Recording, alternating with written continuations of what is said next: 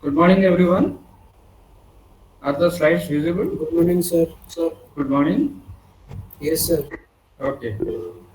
So today, in the class as well as in the lab class, I'll be covering this entire chapter 31, and I will try my best to complete it. And obviously, we are not having any more time in our hand to complete chapter number 32. So I will be sending the videos today itself, along with the slides of chapter number 31. In case you are still having any doubt, most welcome to ask me. By the way, your exams are starting from 26th, is it? Are the exams starting from 26th? Yes, sir.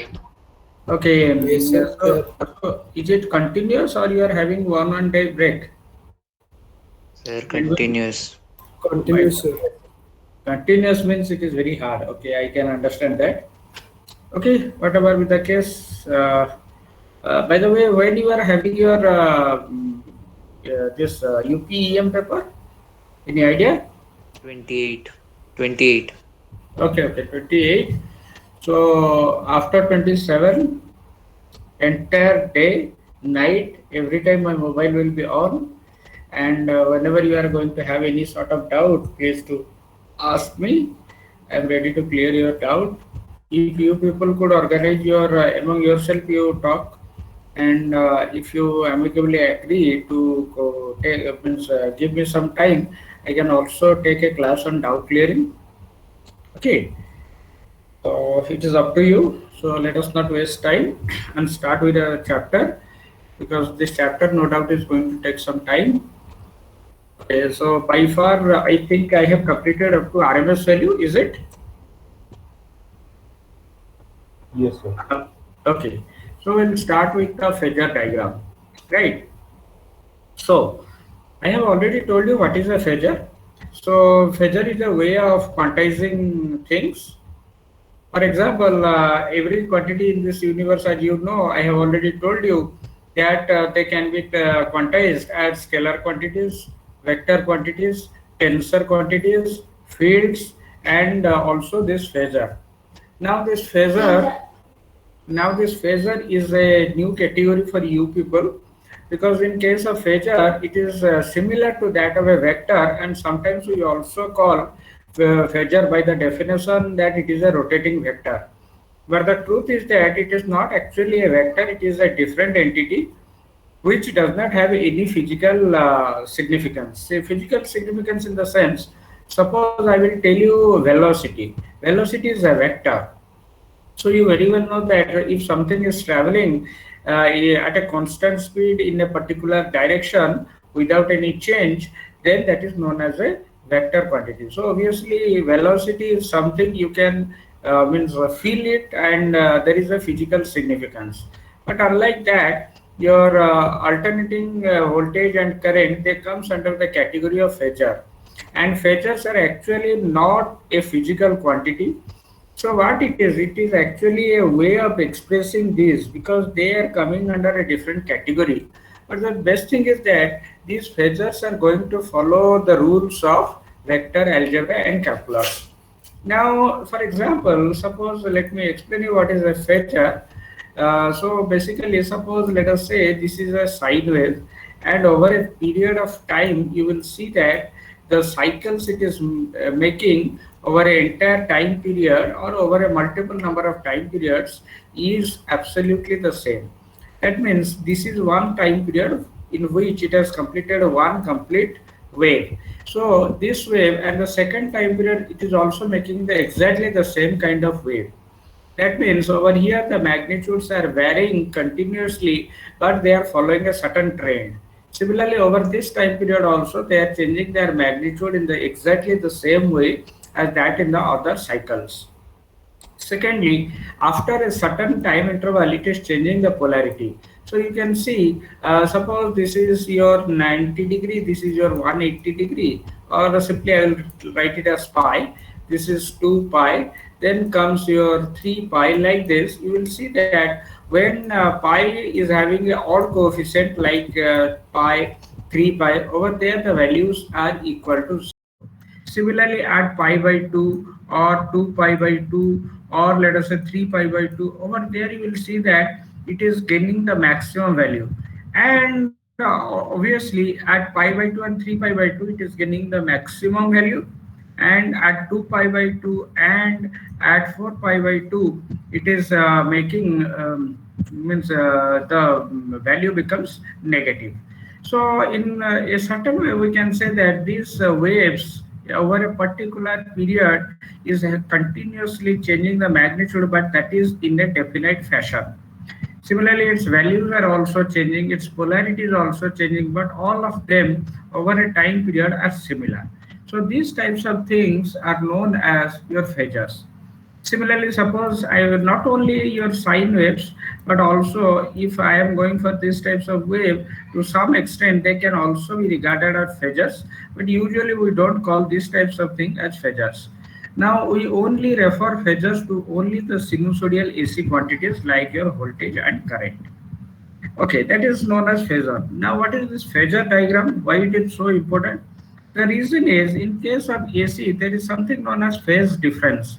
So I have already told you what is a phase difference. So over here I have explained that if this is one of the waves, the other wave is starting at a time delay of let us say theta degree. So naturally there is a time delay or there is a phase difference of theta. So this time difference or phase difference is also of utmost importance to us.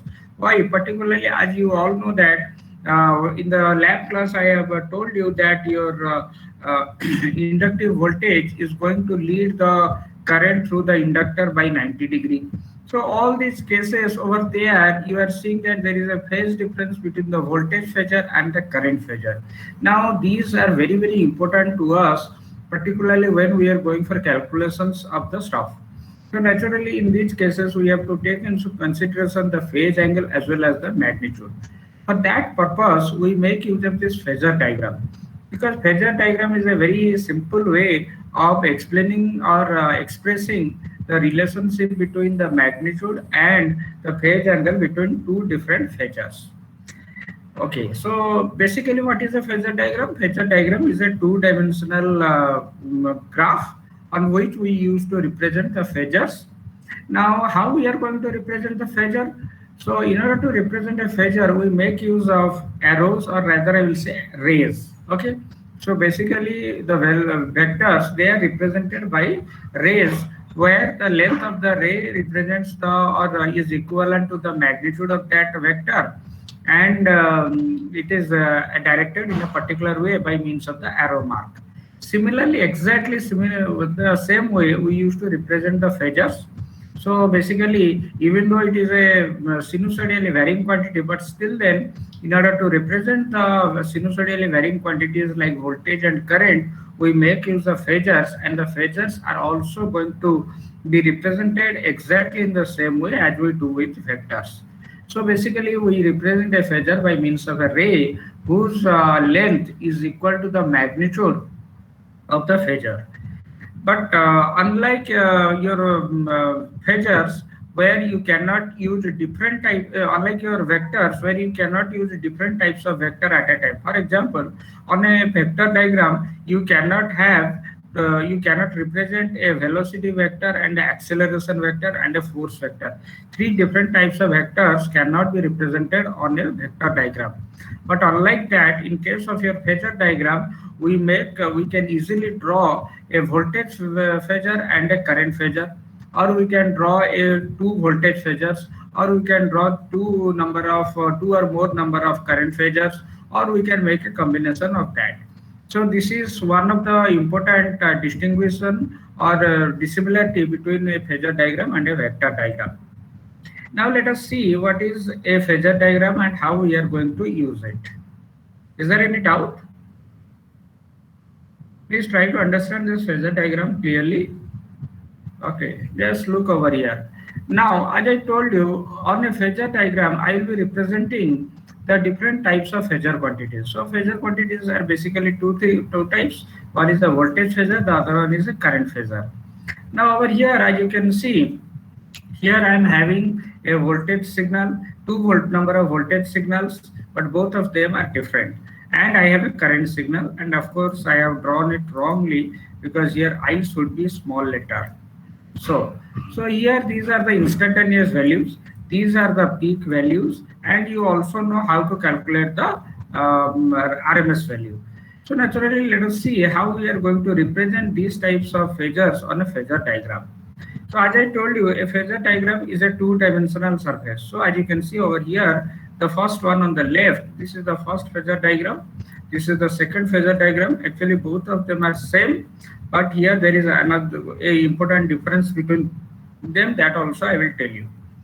Now, as you can see here, this is one phasor diagram, which is a two-dimensional surface, and on this two-dimensional surface, I have represented three number of phasors.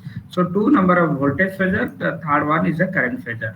Now, over here, remember in the notes also I have given that in a phasor diagram there must be a reference. Okay, so there must be a reference vector or a simple reference. So it is written over here. In a phasor diagram, one of the phasors is considered as the reference phasor, and all other phasors are drawn with respect to the phasor reference phasor. So this is one way, or simply you can have any reference axis and you can draw all the phasors with respect to that. So let us see those cases. So in this particular case, I have to represent these three number of phasors on this phasor diagram. Similarly, on the second diagram on the right, I have also drawn these three phasors, and these three phasors, there is no reference axis. Rather, I have taken one of the vectors, one of the phasors as a reference axis. So there is a difference between them. So in this diagram, you are seeing a reference axis, whereas in this diagram, you are not seeing any reference axis. Now, usually this type of phasor diagram that is on the right is usually preferred, and these are mostly used by electrical people. So just have a look over here. So what I have done is that first over here in this diagram, now remember one thing, both of them are absolutely correct. This is absolutely correct. This is also equally correct. Now the only difference is that in this phasor diagram, I have taken a reference axis, whereas in this phasor diagram, I have taken one of the phasors as a reference phasor. So both of them are same, equivalent, but there is a slight difference. Over here I have a reference axis. Here I have taken one of the phasors as the reference phasor. Now just have a look over here on the left. So as you can see, I have this V1. V1 is given by 7.5 sine omega t plus 30 degree. Well and good. V2 is given by 10 sine omega t plus 60 degree. Now 7.5, 10, 7.5 in the current phasor, all of them are nothing but the maximum value. Now another flexibility with phasor is that you can represent the phasor either by taking the maximum value or by taking the RMS value. So instead of this, if I would have written the RMS value, so I could have written the value of this V1 as in terms of its reference RMS value as 7.5 by root 2, because you know that maximum by root 2 is going to give you the RMS value. And over here, I will write the angle as plus 30 degree. So in this way also I can represent a phasor and I can also draw it. But since all these things are not in your course, that is why I am not giving stress on this. But this is the most or the best possible way of representing a phasor and drawing the phasor diagram, because this is going to ease the problem very nicely. Now just have a look over here. I have taken a reference axis, well and good. To this with respect to this reference axis, I will draw the different phasors. Now, as I told you that a phasor is going to have three types of magnitude and it is going to have some angle. So this is the major importance of a phasor. So a phasor is going to have three number of magnitudes. Either it will be represented in terms of its instantaneous value or the maximum value or the RMS value. And of course, there is some angle related to that. Now over here, you can see in the first one, that is V1 is given by 7.5 sine omega t plus 30 degree. Now obviously this 7.5 is the maximum value, but you do have the flexibility of choosing the maximum RMS value as well. But in this case, in this particular phasor diagram, I have taken 7.5 as the magnitude of the phasor. So what I have done is that over here I have taken the length of this ray. So this ray is actually the V1. So phasor V1. So what I have done, the length of this phasor is equal to, let us say, 7.5 centimeter, and this is equivalent to the voltage of the phasor. So here I have taken the maximum value. I can also take the RMS value, doesn't matter. It is not going to affect the phasor diagram in any way. So this length is equal to 7.5 V. Now what about this angle? Now as you can see, there is something known as omega t plus 30 degree. This 30 degree is nothing but it is with reference to the reference axis. So as you can see, I have inclined this means phasor V1 with respect to the reference by an angle of 30 degree.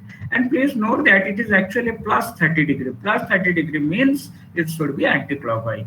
So in this second quadrant, I have actually drawn this phasor VF1, whose length is equal to 7.5 volt, and it is making an angle of 30 degree with respect to the reference.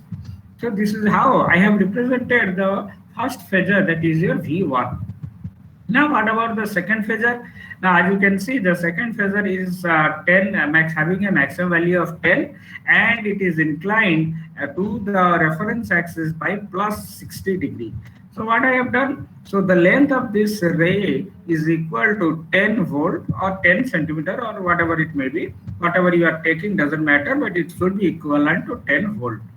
Secondly, this one is inclined to the reference axis by plus 60 degree. That means the angle that this particular phasor is making with respect to the reference axis should be 60 degree, plus 60 degree.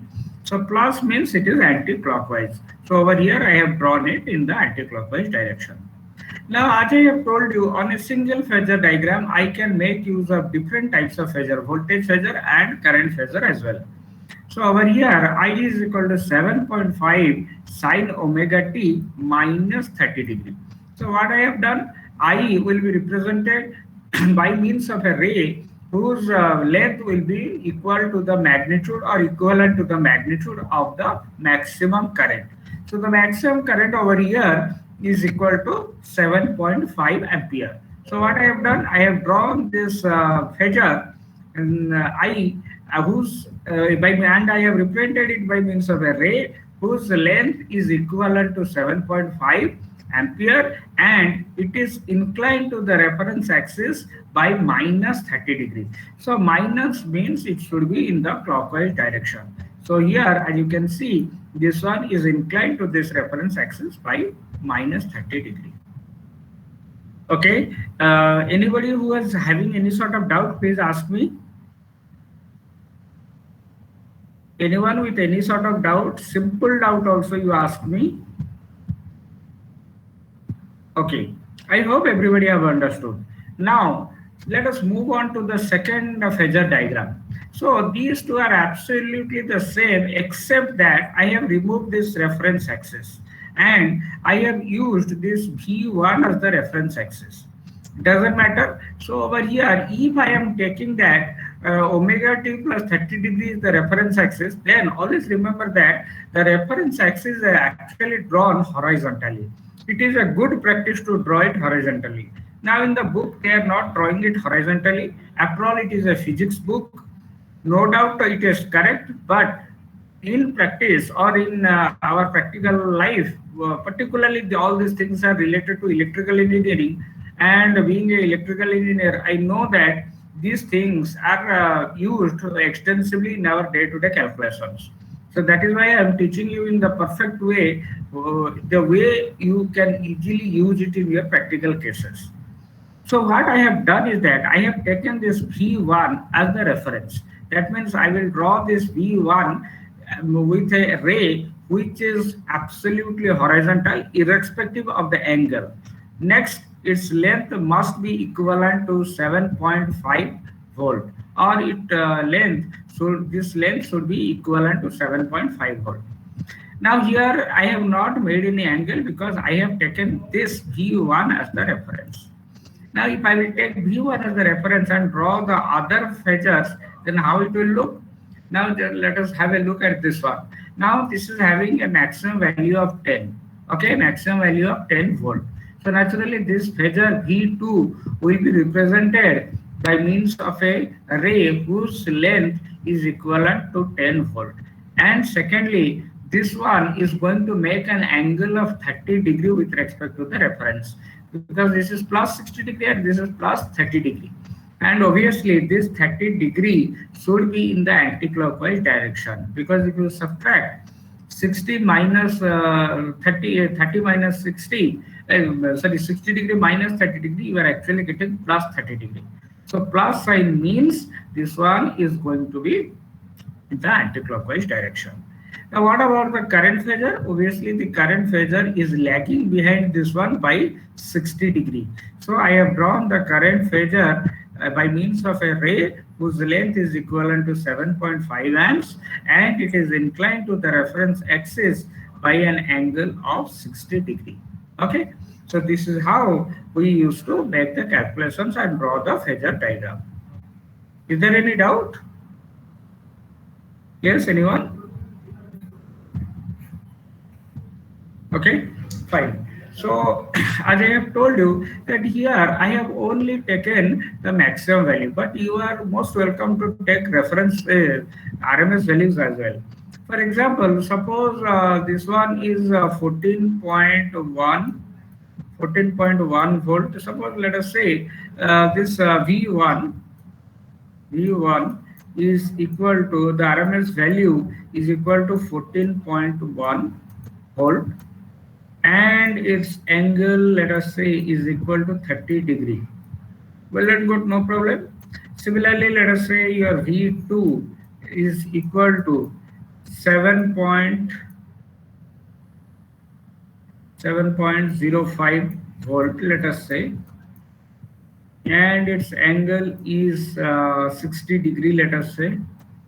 Similarly, the current phasor I is equal to let us say 21.15 amps, and the angle is equal to minus 30 degree. So in this case, how you are going to draw the phasor diagram? So only thing is that exactly the same will be used over here. So V1, just to draw V1 in such a way that its length of this ray is equivalent to 14.1 volt, and it is making an angle of 30 degree with respect to this reference axis. Similarly, so this is going to be VRMS1. RMS1. Similarly, what about this V2? So V2 is going to be like this, whose length is going to, length of this ray is going to be 7.05 volt, but it is making an angle of 60 degree. So this is your VRMS2. Similarly, what about this I? So this I is going to be drawn in this manner, whose length of this array will be equivalent to 21.15 volt, and it is making an angle of 30 degree. Rather, I will say minus 30 degree. So in this way, you can also draw the phasor diagram if you are taking the RMS values. Now, if I want to convert it to the practical one, just remove this reference axis. This is the reference axis. So what you will do over here, just have the look. So here your VRMS1 will be represented. So this is your V1. Next comes your V2. V2 will be over here like this, and your I will be like this. Now you can see that this one is represented in such a way that we have taken this V1 as a reference. Now, obviously, there is no hard and fast rule to choose which one to take as the reference. You can also take this V2 as the reference or I as the reference. Suppose I am taking I as the reference like this. Suppose this is your I is the reference, IRMS, then your V1. V1 is ahead of this I by 60 degree. So this is going to be your, V1. What about this V2? V2 is ahead of this I by 90 degree. So this is going to be your V2. So only thing is that you have to take care of the length of these phasors. By computing that these phasors length must be equivalent to its RMS values. So in this way, we can also draw the phasor diagram taking any one of the phases as the reference. So I hope everybody have understood. Is there any doubt? Yes, anyone? Okay, fine. Sir. Yes, anyone? Okay. So let us now move on to the next slide. Now we will come to our topic, that is AC through pure resistive circuit. Now we have already studied how this current, DC current or DC voltage applied to a resistor is going to behave. Now we will see how this AC is going to behave when it is applied across a purely resistive circuit. So over here you can see that I am having a resistor over here. There is a I'm sorry, there is a AC voltage source over here, which is actually to which this purely resistive circuit is connected. Now since this is a purely AC, sinusoidal AC source, therefore a current, alternating sinusoidal current is going to flow through this resistor. Now let us look over here and see for ourselves what are the parameters and how they are depending on each other. Okay, so let IT is equal to Im cos omega t be the current I that is flowing through this resistor.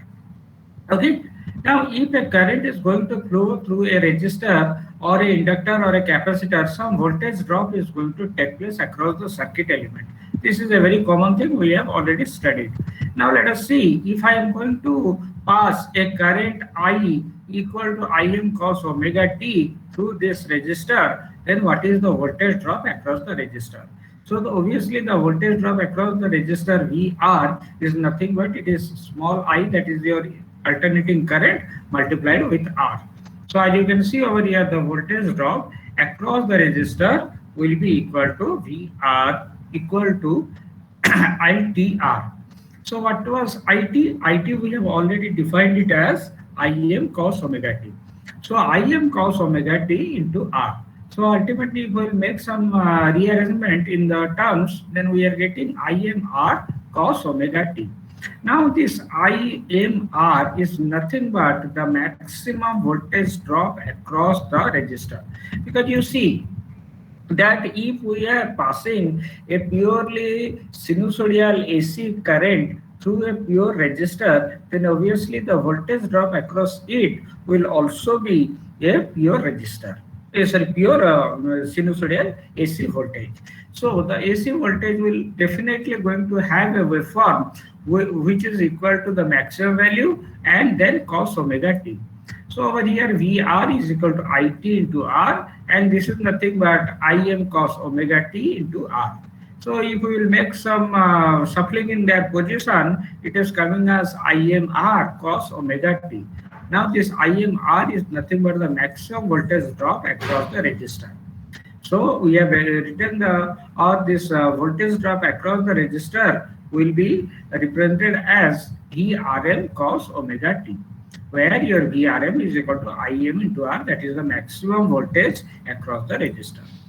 Now as you can see, this is a phasor because this is a sinusoidally AC waveform, and this VR is also sinusoidally varying voltage. Now both of them are actually phasors. Now obviously if I will draw it on a phasor diagram, let us see how it looks like. So as I told you that if this one is your Im, then obviously your VRM will be in the same phase. Why? Over here you are seeing it as cos omega t. Here also you are seeing in the voltage waveform that it is simply cos omega t. That means there is no phase difference between the two voltage and current forms. So naturally both of them are going to be along the same line. So in this case we can say that your VRM and IRM are in phase with each other. Now over here I have drawn the waveform. So this waveform, as you can see, if this one is your VR, then obviously your I is going to be represented in the purple color waveform. Okay, and as you can see, there is absolutely no phase difference between them. How you are going to do that? Because you see at 0, your VR is maximum, your IRMS is also maximum. Now over here, this is 0 as well as the current waveform is also 0. At this point, you can see both of them, both the phasors are attaining their maximum negative value over here. So naturally, there is absolutely no phase difference between both the phasors. So ultimately, we can say that when an AC current passes through a purely resistive circuit, then the voltage drop across the pure resistor is going to be in phase with that of the current that is passing through it. Okay, that means both of them are going to attain their maximum, minimum, zero values at the same instant. Is there any doubt? Okay, now let us concentrate on how this AC is going to behave when it is passing through a purely inductive circuit. So as you can see over here, I am having a alternating voltage source to which a pure inductor is connected. So naturally a current I, that is a purely sinusoidal current, alternating current, is going to flow through it. So when this is flowing through it, obviously the voltage drop across the inductor is also going to be a sinusoidal waveform. Okay, let us now see, is there anything else we need to know about this VL or the voltage drop across the inductor? So let us see for the calculations. So as you can see, the voltage drop across this inductor, pure inductor VL, is actually equal to the induced EMF. Why it is so? Because I have told you, as per your Faraday's law, if the current, if there is a change in the magnitude of the current flowing through the inductor, then obviously some EMF will be generated across the inductor. So let us say that inductor voltage induced across the inductor because of the flow of the alternating current is equal to E. So naturally this E will be equal to that of your VL. So E is equal to L di by dt. So naturally this L will be over here, and in place of IT we will put Im cos omega t. So if we will do that, then I am getting Dim cos omega t by dt. Now if we will differentiate this Im cos omega t with respect to time, then what I am going to get is omega L Im sin omega t. Now over here you will see a nice thing. What is that? That is, over here something is written as omega L. Now this omega L is represented as XL, where XL is known as the inductive reactance of the inductor. Now what is this inductive reactance? This inductive reactance is actually just like the resistance that in a purely resistive circuit we are having a opposition known as the resistance. In case of purely inductive circuit, also there is some resistance or some opposition to the flow of current, and that is represented by this inductive reactance. So this inductive reactance is similar to that of this resistance R, but both of them are two different concepts. Both of them are absolutely different from each other, but this is just an analogy. As a resistor is going to oppose the flow of current through the circuit, similarly this inductive reactance is going to oppose the flow of alternating current through the inductor. Okay, so this is your XL. Im is over here, so as usual I have written Im over here, sin omega t, sin omega t. Now this XL multiplied with this Im is going to give you the maximum voltage drop across the inductor. So this is represented as VL. So ultimately we came to the conclusion that VL is equal to VLM sin omega t. Now obviously, as I told you, I am supposed to represent both of them on a phasor diagram. Now over here I have a cos term over here in case of your I, and I have a sine term in case of your VL. Now obviously representing a sine waveform and a cosine waveform on a single phasor diagram is a little bit tedious one. So what we will do, we will rather convert the sine into a cosine term. So in order to do that, what I will do, I'll just add 90 degree to this, and this when sine omega t plus 90 degree, cos omega t plus 90 degree is nothing but sine omega t. So in place of sine omega t, I'll represent it as cos omega t plus 90 degree. So ultimately, the voltage waveform across this inductor VL is equal to VLM cos omega t plus 90 degree, where VLM is nothing but equal to XL into IM.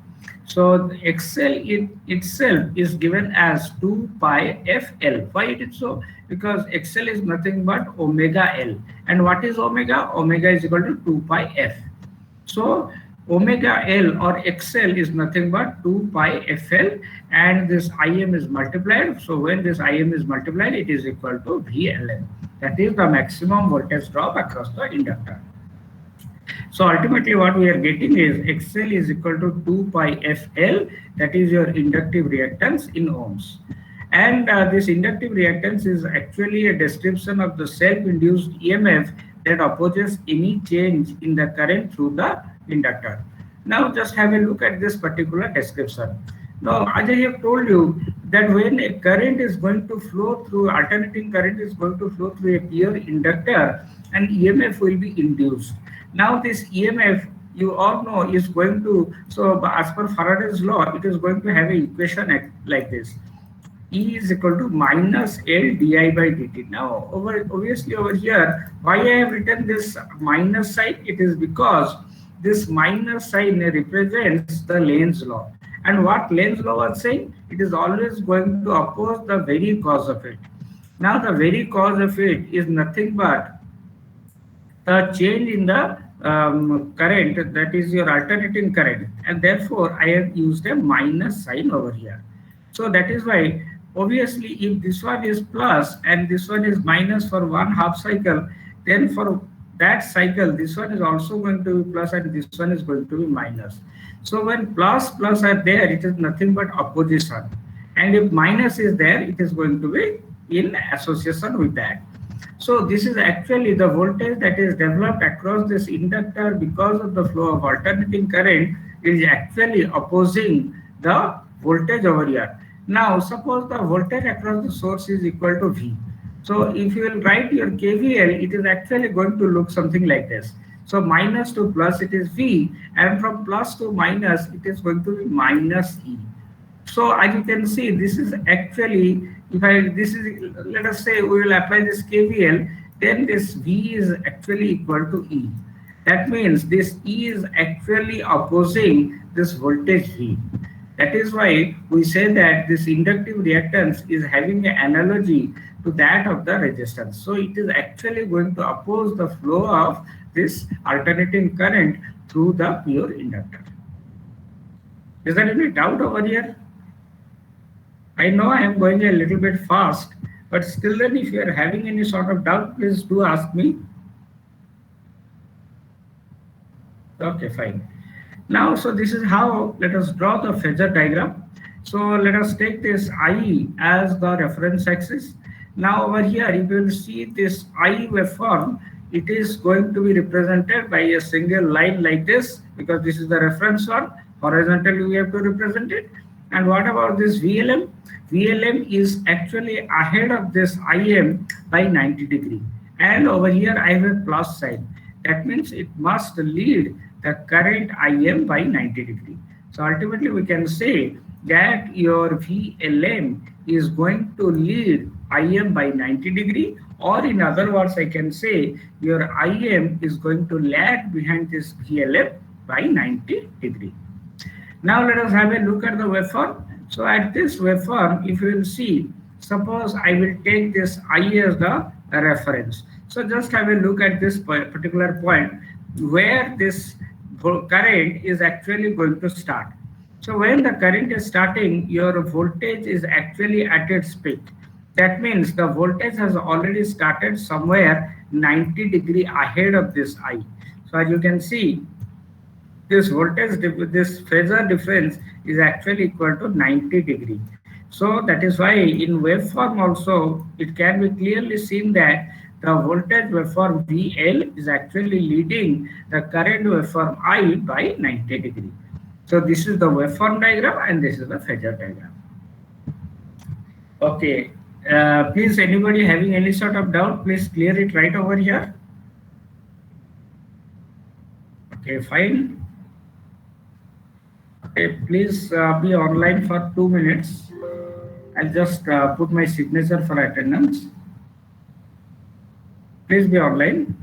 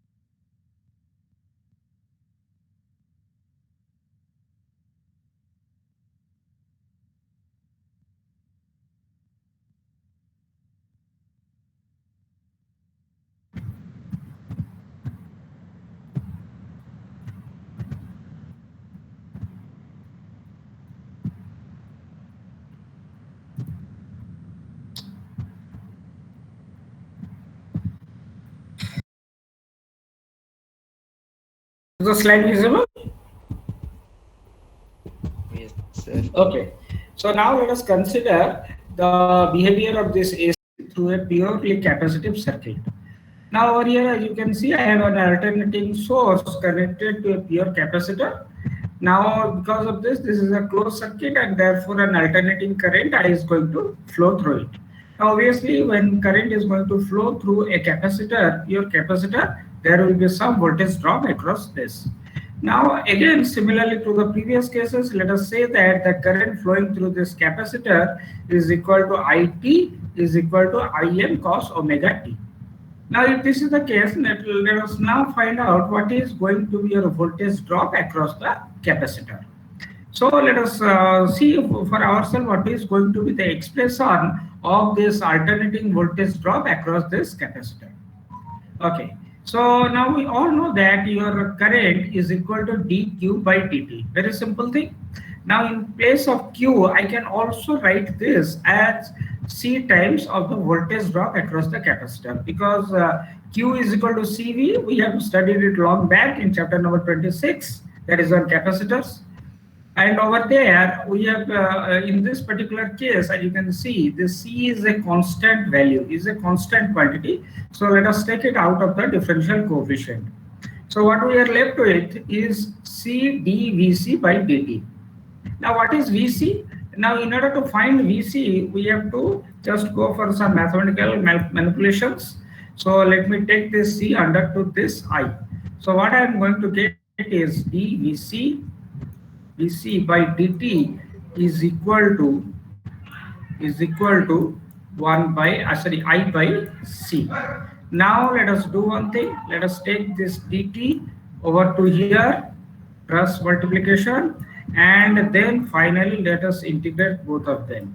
Now if we are going to do that, what we are going to get is this expression, that is Vc is equal to integration of 1 by C I dt.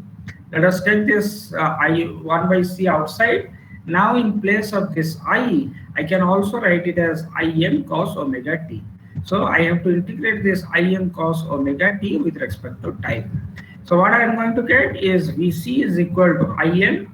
Now when I will integrate this cos omega t with respect to dt, then I am going to get this as sine omega t by omega. So that is what I have written over here. Im is, as usual, it is outside. When I will integrate this cos omega t with respect to time, I am going to get sine omega t by omega. So ultimately your Vc comes out to be this equation. Now over here I am seeing one important term, that is 1 by omega c, which is multiplied with this Im. That 1 by omega c is represented as xc. Okay, this xc is nothing but your capacitive reactance. So ultimately, your equation, as I have told you, I cannot represent a cost quantity. I can represent, but it is a tedious one. So over here, I have this I in terms of cost and this VC in terms of sine. So naturally, let us convert this or express this sine term, sine omega t, in terms of cos term. So cos omega t minus 90 degree is same as that of your sine omega t. So ultimately, I came to the conclusion that your Vc is equal to Vcm cos omega t minus 90 degree. Now, what is VCM? VCM is nothing but your Xc multiplied with Im. Now, what is Xc? Xc is equal to 1 by omega c. So, what is omega? Omega is equal to 2 pi f. So, 1 by omega means 1 by 2 pi f, and this c, as usual, is over here.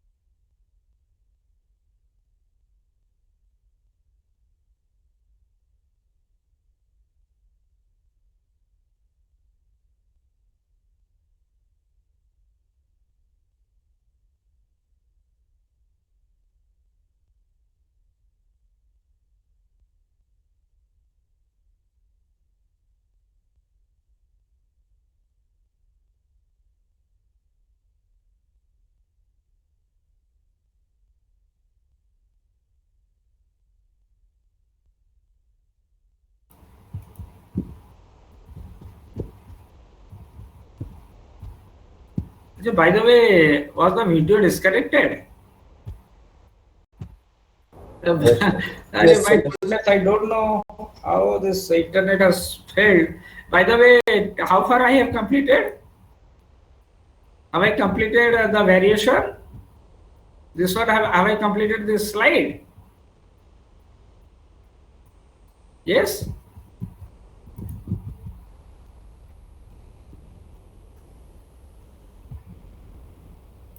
Yes, have I completed this slide?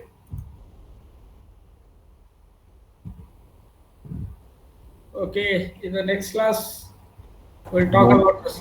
We have not completed. Actually, I have completed it unknowingly that the internet is, means I didn't have a net connection. Okay, I'll discuss it once again. My goodness, my labor is wasted. Okay, okay, no problem. I'll do it. Okay, you, yes?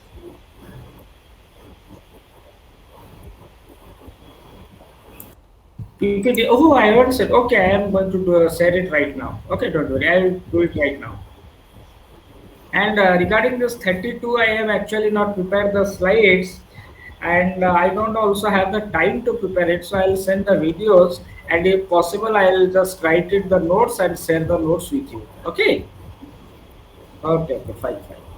Thank you.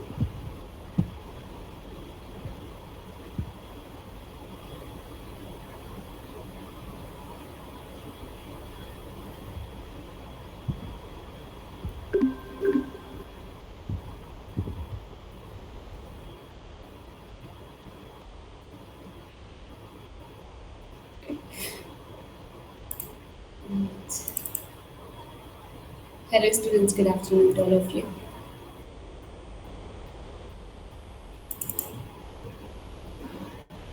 Am I audible? Yes, ma'am. We have completed the syllabus, right? Revision. Yes, ma'am. Okay, so I think we were discussing some questions.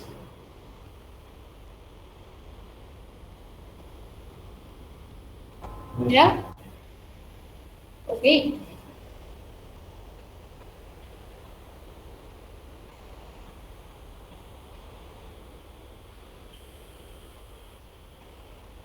The next question is, so let me share some blank page so that we can discuss over there.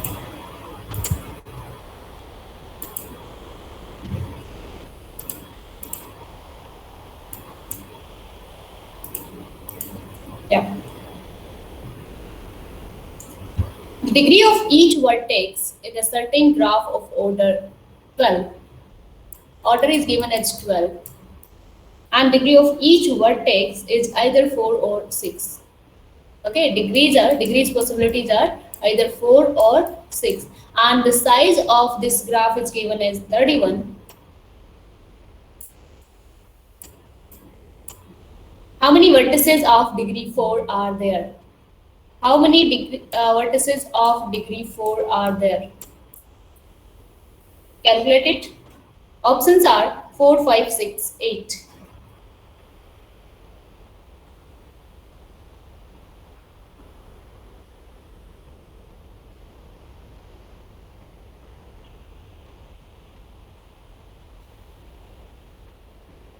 Try to calculate it. 5.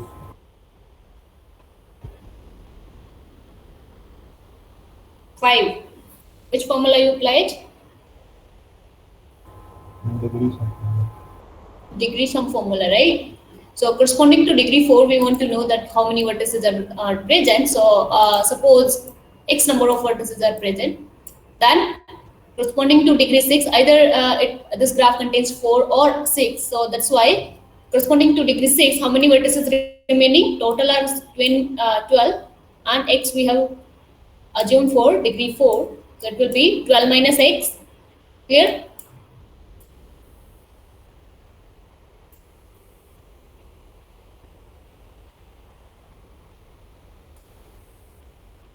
So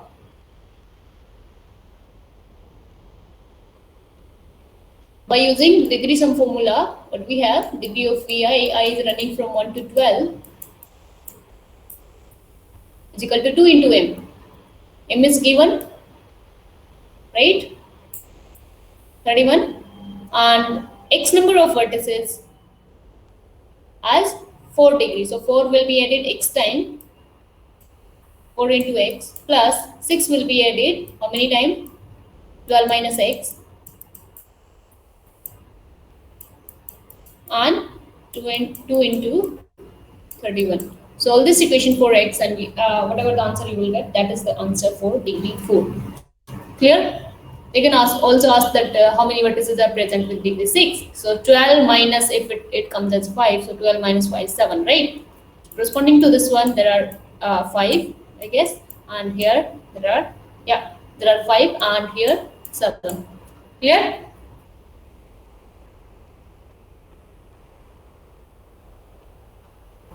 Yes, ma'am.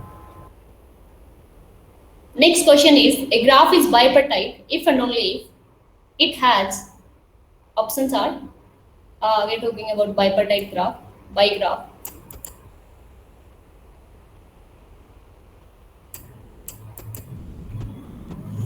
If and only if it has odd cycle, no odd cycle, even cycle, none of these. No answer.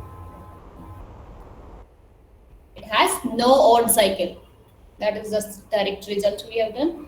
Because odd cycle is not bipartite. That's why for bipartite, for any graph to be bipartite, then there have to be no odd cycle present. Next is number of matchings, number of perfect matching in complete bipartite graph.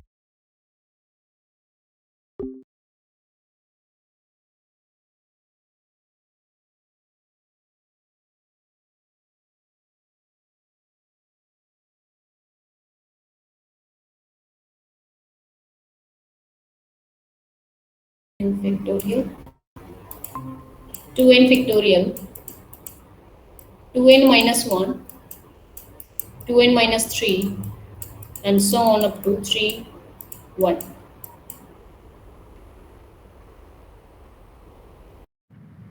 N factorial. M factorial. N factorial. Okay. So there are n factorial number of matchings in K and N. This is same as the number of 1, 1 on 2 functions from n vertices, and here n vertices, and here also n number of element, 1, 1 on 2. That is bijection, number of bijection between two sets, and that are n factorial in number.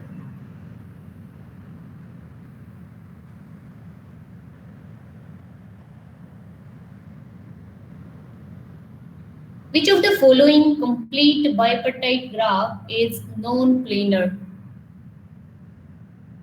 Non-planar we want to check about. First is K10. Next is K11.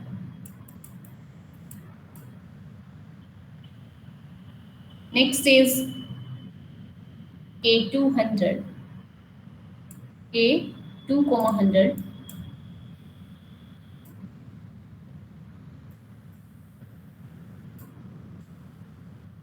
And next is K34.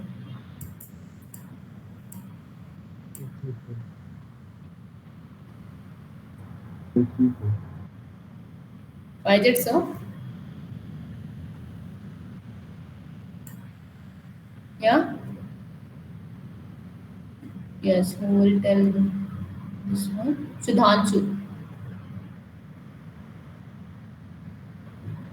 Yes, Sudhanshu.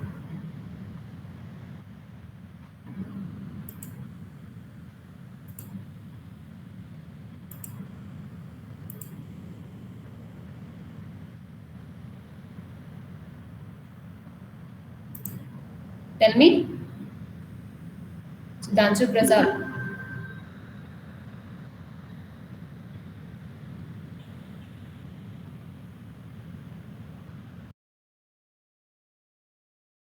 Then Yes, ma'am. Tell me why this K34 is non-planar.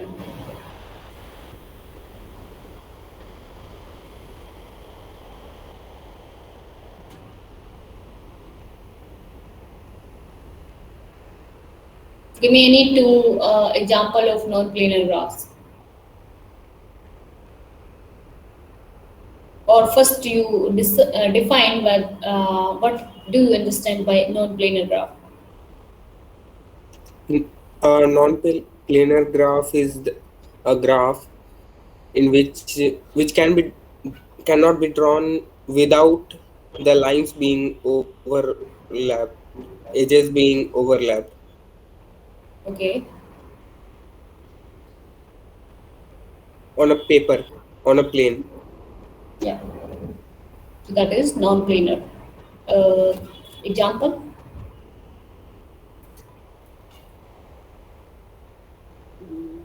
We have done many times, two of them. Yeah, ma'am.